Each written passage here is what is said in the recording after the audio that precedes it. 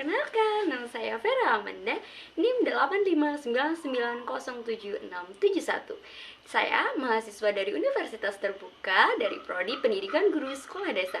Di sini saya akan menampilkan hasil video praktik saya, yaitu tentang pembelajaran terpadu di SD. Selamat menyaksikan. Bye-bye. Oke, baik, dimulai. Assalamualaikum warahmatullahi wabarakatuh.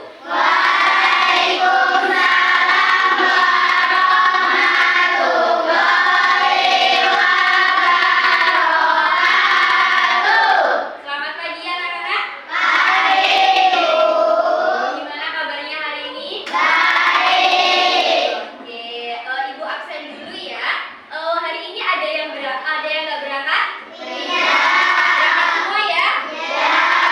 Oke, untuk mulai pembelajaran kita berdoa dulu. Tadi Naila berangkatnya lebih dulu, jadi hari ini Naila yang pimpin doa ya, Nay?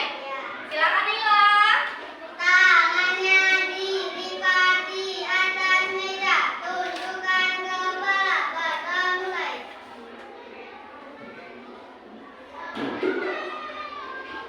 Berdoa selesai. Oke. Jadi untuk yang selanjutnya, di pertemuan selanjutnya, Ibu mau nanti gantian ya. Jadi berangkatnya harus lebih awal lagi. Jadi siapa yang lebih awal dia yang akan berdoa. Kemudian untuk yang dapat tugas piket, mohon berangkatnya lebih awal juga ya. Oke. Sebelum kita mulai pembelajaran ini, kita awali dengan ice breaking dulu ya, biar kita lebih semangat ya. Oke, silakan berdiri. Oke, kita tepuk semangat dan dingdong. Oke, kita mulai ya. Tepuk semangat. Dan tanda. Ding ding ding. Dung dung dung. Dan tanda. Ding ding ding. Dung dung dung.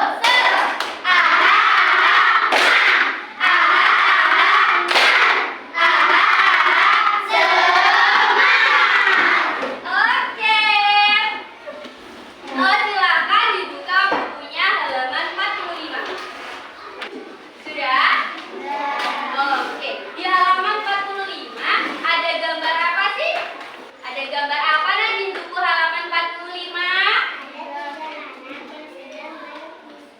Oke, ada gambar 3 anak yang sedang berdiskusi. Ada yang mau menambahkan?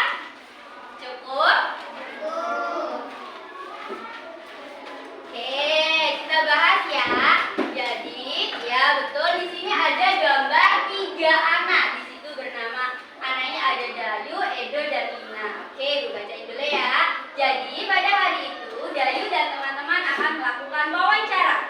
Dayu dan Edo dan Lina itu sepakat untuk berangkat bersama. Mereka juga sepakat bahwa Dayu dan Edo akan menghampiri Lina terlebih dahulu menuju ke tempat narasumber atau ke tempat wawancaranya. Nah, di sini kita lanjut ke materi kita, yaitu tentang pantun. Pantun adalah bentuk puisi Indonesia Melayu yang tiap baitnya terdiri atas 4 baris. Nah, berikut ini merupakan ciri-ciri pantun. Jadi ciri-ciri pantun itu tiap baitnya biasanya terdiri atas 4 baris bersajak AB. Kemudian baris pertama dan baris kedua itu disebut sambiran. Sambiran itu untuk mengantarkan ritme. Kemudian baris ketiga dan keempat disebut isi, merupakan tujuan dan maksud dari pantun. Selanjutnya di dalam setiap baris terdiri atas 8 sampai 12 suku. Ya, kalau kita tulis seperti ini rangkumannya.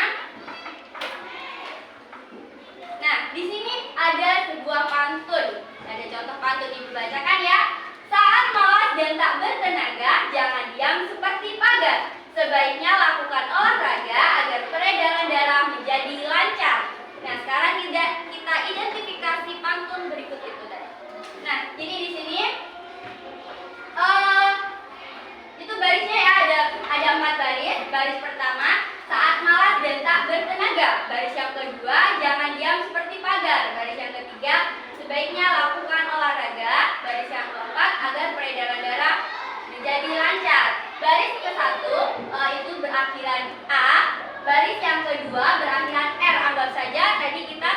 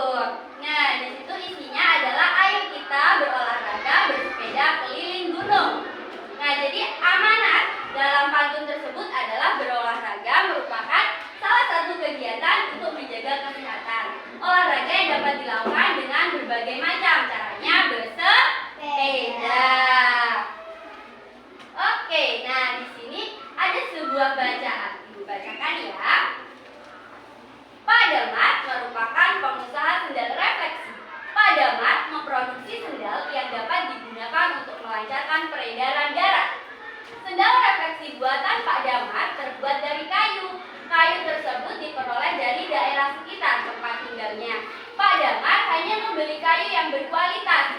Namun demikian, Pak Damar selalu menyarankan kepada pemasok kayu untuk melakukan reboisasi setelah penebangan. Nah, dengan reboisasi hutan menjadi tidak gundul dan hasil reboisasi beberapa tahun kemudian dapat dimanfaatkan lagi, diantaranya pohon dapat ditebang. Dan tenaga kerja di pabrik Pak Damar juga berasal dari warga di sekitar tempat tinggalnya. Sebelumnya mereka diberi pelatihan terlebih dahulu itu oleh Pak Damar. Bahkan kini beberapa tenaga kerja Pak Damar telah membuka usaha sendiri. Pak Damar kemudian menjadikan mereka sebagai mitra kerja untuk memenuhi permintaan pasar yang semakin meningkat. Oke, identifikasi interaksi manusia dan lingkungan pada bacaan di atas itu apa sih? Pak Damar memanfaatkan kayu untuk memproduksi sadar refleksi.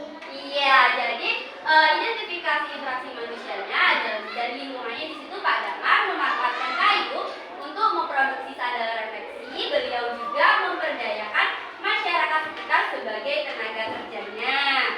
Oke, lanjut. Apa manfaat usaha Pak Damar bagi masyarakat di sekitarnya?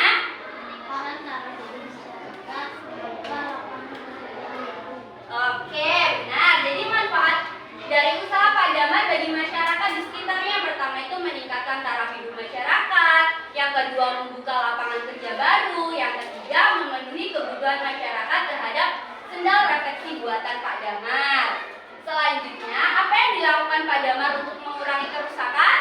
Pak Damar menyarankan kepada pemasok kayu untuk melakukan reboisasi. Iya, betul sekali. Jadi usaha yang dilakukan Pak Damar untuk mengurangi kerusakan lingkungan akibat usahanya itu, Pak Damar menyarankan kepada pemasok kayu itu untuk melakukan reboisasi pada lahan yang telah ia tebangi.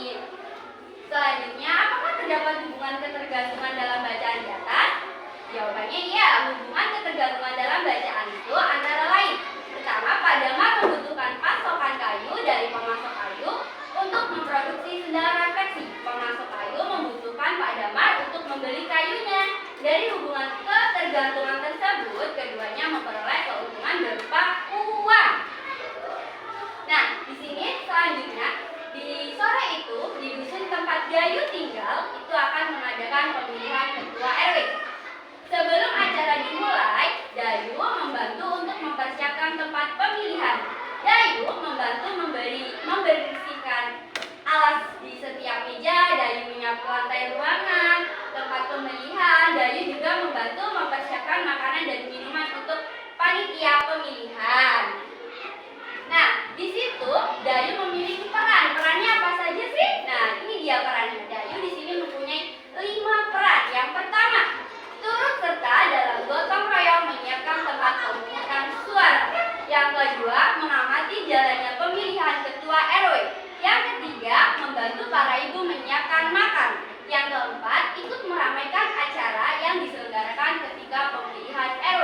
Yang kelima, ikut menjaga ketertiban lingkungan dengan tidak mengganggu proses jalannya acara. Nah, ini adalah laporan pengamatan pemilihan ketua RT. Yang melakukan laporan ini adalah Dayu. Jadi di sini hasil pengamatan Dayu, calon ketua RT-nya itu ada 3. Pertama, Bapak Herman Santoso.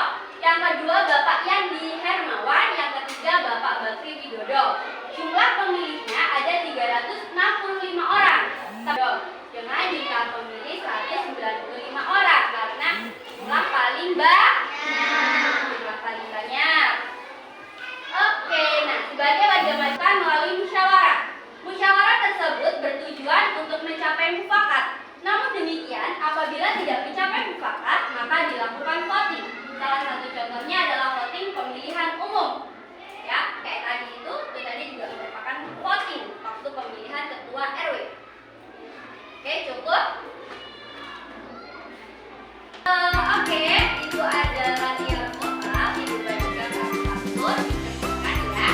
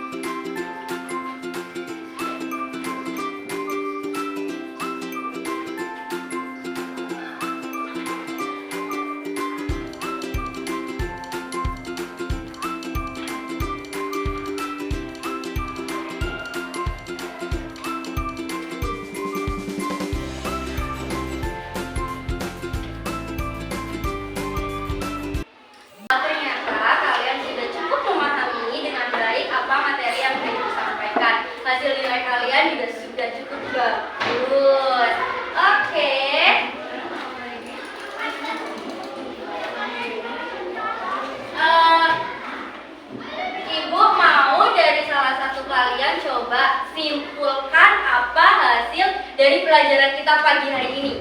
Oke, Aisyah, silakan berdiri. Kesimpulannya, pantun terdiri dari 4 baris. Pantun bersajak ABAB. Baris pertama dan kedua disebut sampiran. Baris ketiga dan keempat disebut isi. Oke, kasih tepuk tangan buat Aisyah.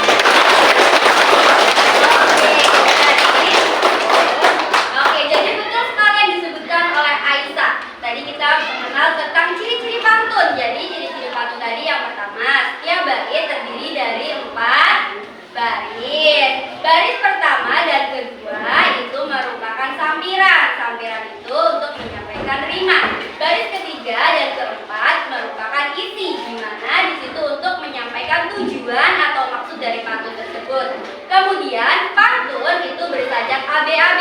Nah, setiap baris dari bait pantun itu biasanya terdiri dari 8 sampai 12 suku kata. Oke. Coba kita kan tadi udah belajar pantun. Ibu mau, tadi kan kita belajar tentang pantun kesehatan. Ibu mau salah satu dari kalian ada yang bisa memberikan contoh pantun kesehatan selain yang ibu contohkan tadi?